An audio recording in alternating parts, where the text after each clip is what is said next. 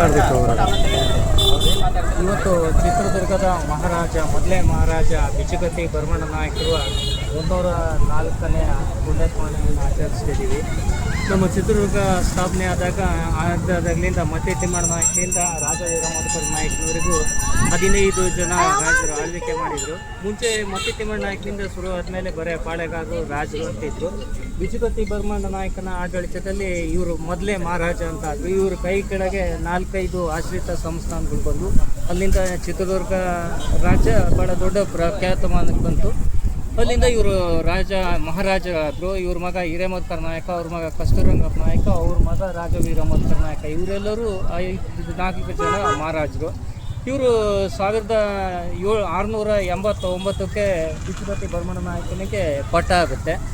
ಇವರು ನಂತರ ಇವ್ರ ಮಗ ಹಿರೇಮಠಕರ ನಾಯಕರು ಬರ್ತಾರೆ. ಇವರು 32 ವರ್ಷಗಳ ಕಾಲ ಚಿತ್ರದುರ್ಗನ ಆಡಳಿತ ಮಾಡ್ತಾರೆ. ಇವ್ರ ಕಾಲದಲ್ಲಿ ಚಿತ್ರದುರ್ಗ ತುಂಬ ಅಭಿವೃದ್ಧಿ ಆಗುತ್ತೆ. ಈಗ ಹೆಂಗೆ ನಾವು ವಿಜಯನಗರ ಸಾಮ್ರಾಜ್ಯದ ಕೃಷ್ಣದೇವರಾಯ ನೆನಪಿಗೆ ಬರ್ತಾನೋ ಹಾಗೆ ಚಿತ್ರದುರ್ಗ ರಾಜ್ಯದ ನೆನಪು ಆಗ್ತಿದ್ದಂಗೆ ಫಸ್ಟು ಬರೋದೇ ಬಿಚ್ಚುಗತ್ತಿ ಭರಮಣ್ಣ ನಾಯಕರು. ಇವರು ಅಭಿವೃದ್ಧಿ ಮಾಡಿದ್ರು ಇವರು ಈ ಚಿತ್ರದುರ್ಗದಾಗಿರೋ ಅನೇಕ ಮಠಗಳು ಕಟ್ಟಿಸಿದ್ರು. ಅದರಲ್ಲಿ ಮುರುಘಾ ಮಠನೂ ಇವ್ರ ಕಾಲದಲ್ಲೇ ಆಗಿದ್ದು.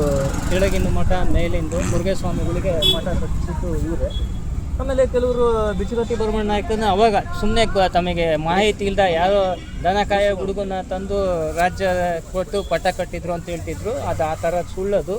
ಚಿತ್ರದುರ್ಗದ ರಾಜ ಚಿಕ್ಕಣ್ಣ ನಾಯಕರ ಮಗ ಮಧುಕರ ನಾಯಕಗೆ ಮಕ್ಕಳಿರಲ್ಲ. ಅವ್ರು ಏನು ಮಾಡ್ತಾರೆ, ತಮ್ಮ ಸ್ವಂತ ಚಿಕ್ಕಪ್ಪ ಮಧುಕರ ನಾಯಕ ಮಗನ ದತ್ತು ತಗೊಂತಾರೆ. ಅಂದರೆ ಇವರೇ ಬಿಚ್ಚುಗತ್ತಿ ಭರಮಣ್ಣ ನಾಯಕ. ದಳವಾಯಿ ಮುದ್ದಣ್ಣ ಇವ್ರಿಗೆ ಪಟ್ಟ ಕಟ್ಟಲಾರ್ದ ಇವ್ರು ತಮ್ಮ ದೊಣ್ಣೆ ರಂಗಪ್ಪ ನಾಯಕಗೆ ಕರ್ಕೊಂಬಂದು ಪಟ್ಟ ಕಟ್ಟಿ ತಾನೇ ಪೊಪೆಟ್ ಕಿಂಗ್ ಮಾಡ್ಕೊಂಡಿರ್ತಾರೆ. ಅವಾಗ ಇವ್ರು ಕೆಲವು ದಿನ ಮಾರು ವೇಷದಾಗ ದೂರ ಇರ್ತಾರೆ. ಹಂಗಾಗಿ ಬಿಚ್ಚುಗತ್ತಿ ಭರಮಣ್ಣ ನಾಯಕ ದನ ಕಾಯ್ತಿದ್ದ, ದನ ಕಾಯ ಹುಡುಗನ ತಂದು ಪಟ್ಟ ಕಟ್ಟಿದ್ರು ಅಂತೇಳಿ ಸುಮ್ಮನೆ ಅಜ್ಜಿ ಕತೆ ಗುಟ್ಟೋಗಿನ ಕತೆ ಹೇಳ್ತಿದ್ರು. ಈತ ಯುವರಾಜ ರಾಜನ ಮಗ. ಮತ್ತು ದಳವಾಯಿ ಮುದ್ದಣ್ಣನ ಶಿರಸ್ಸೇದನ ಮಾಡಿದ ನಂತರ 12ನೇ ದೊರೆಯಾಗಿ ಪಟ್ಟಕ್ಕೆ ಬರ್ತಾರೆ.